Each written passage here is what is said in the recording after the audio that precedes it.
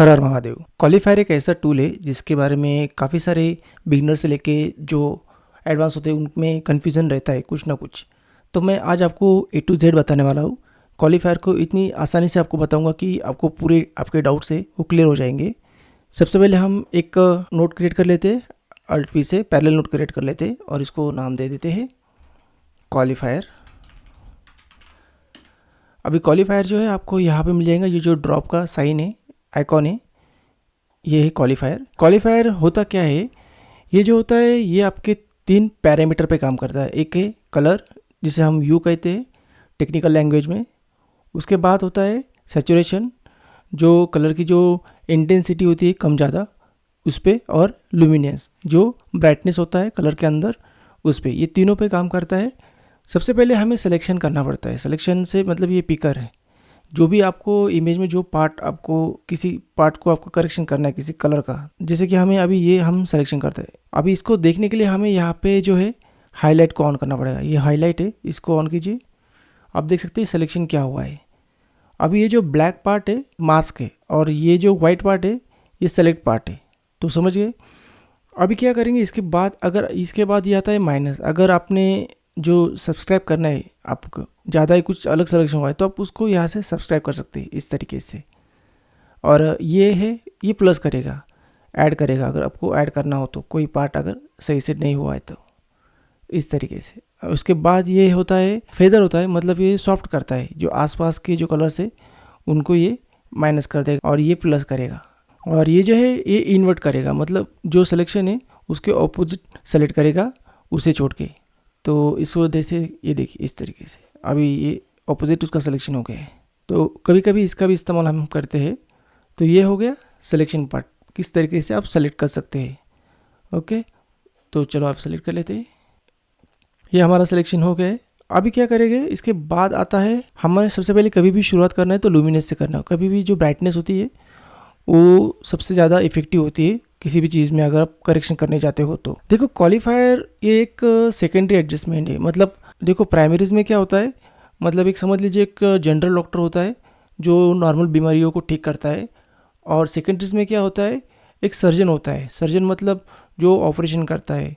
तो उसके हाथ में हम बटर नाइफ दे के ऑपरेशन नहीं करा सकते, उसके हाथ में हमें एक शार्प नाइफ ही देना होगा। तो समझ लेना कि सेकेंडरीज बहुत ही शार्प टूल होते हैं, जितने भी है उनको बहुत ही बारीक डिटेल से आपको चीज़ों को फिक्स करना होता है। तो ये काफ़ी समय लेता है, इसको समय देना ही पड़ता है। ये साइड में डार्क हिस्सा होता है और ये साइड में ब्राइट हिस्सा होता है। सैचुरेशन में ये साइड में लाइट हिस्सा होता है और इधर डार्क होता है, ऑपोजिट होता है। और ये है कलर। कलर तो आप देख सकते हैं कौन सा कलर कहाँ पे।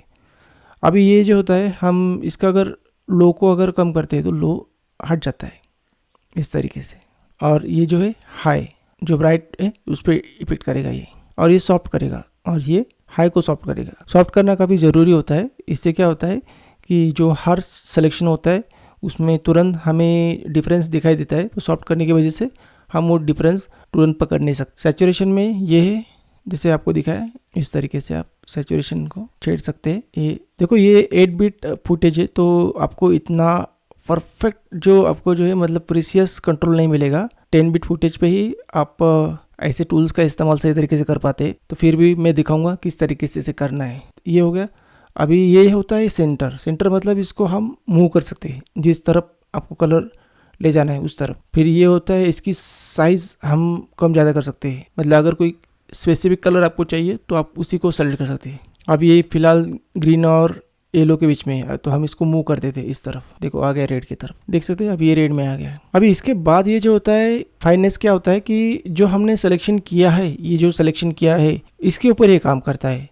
प्री फिल्टर क्या करता है कि इसको और सही तरीके से क्लीन करता है इस तरीके से, देख सकते हैं आप। बहुत ही संभाल के इन सभी का इस्तेमाल करना है। इसके बाद ये क्या करता है, ये ब्लैक को क्लीन करता है, मतलब जितना हो सके उसमें क्लियरिटी लाता है। ये जो ब्लैक पार्ट है पूरा इसको।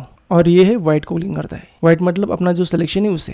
ये काफ़ी समय लेता है। फिलहाल मैं आपको जितना हो सके उतना स्पीड से क्लियर करके दिखाऊंगा। इसके बाद में ये क्लिप करता है ब्लैक को। क्लिप मतलब हटा देता है, उसको रखता ही नहीं है। और ये वाइट को क्लिप करता है। और नीचे का ये जो है ये ब्लर है। ब्लर मतलब जो होता है इसको ब्लर कर देता है इमेज को। और इसके बाद ये होता है रेशो। रेशो मतलब क्या करता है, ये इसका जो सिलेक्शन पार्ट है उसका इन और आउट को बढ़ाता है। जैसे कि अगर इस तरफ आप ले जाते हो तो ये इन की तरफ मतलब अंदर की तरफ जाएगा और ये आउट की तरफ बढ़ाएगा इस तरीके से। और इधर आप सेकंड पार्ट में जाते हो तो ये भी वही करता है। अगर आप स्विंग करता है ये कम करता है, स्विंग मतलब ग्रो मतलब इसको बढ़ाता है, और ओपनिंग क्लोजिंग वही होता है शुरू में और आखिर में। अगर स्विंग करते हैं आप इस तरीके से, देखिए एक हटाता है और ग्रो क्या करता है उसको बढ़ाता है। इसके बाद ये डी नॉइज़ है, इसमें अंदर के जो भी नॉइज़ है उसको क्लीन करता है। और ये शैडो मतलब जो डार्क हिस्सा है उस पर, मिड टोन पे और हाईलाइट पे, तो ये चीज़ें तो आपको पता ही होगी। पोस्ट फिल्टर मतलब जो पूरा होने के बाद हम उस पर भी ये थोड़ा रिजल्ट दे देगा, हमें क्लियरिटी देगा। अभी देखिए ऑलमोस्ट हमारा ये सिलेक्शन हो चुका है। हालांकि ये 8 बिट फुटेज है फिर भी हमने पूरी कोशिश की है। तो इस तरीके से आप जो क्वालिफायर को सिलेक्शन कर सकते हैं। अभी सिलेक्शन के बाद हमें इस हाईलाइट को ऑफ कर देते हैं। अभी हम क्या करना चाहते हैं, इसका जो सैचुरेशन अगर हमें बढ़ाना है तो हम सैचुरेशन बढ़ा सकते हैं इसका। देखिए सैचुरेशन बढ़ने के बाद कैसा लग रहा है।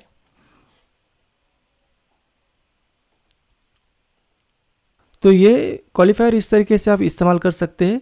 और इसके बाद हम जानेंगे अगली वीडियो में RBG, लूम और 3D, इन तीनों का यूज़ इस्तेमाल कैसे करते हैं इसके बारे में हम आगे वीडियो में जानेंगे। अगर आपको क्वालिफायर में कोई डाउट्स हो तो कमेंट कीजिए। दोबारा हम मिलेंगे। शाम सदाशिव।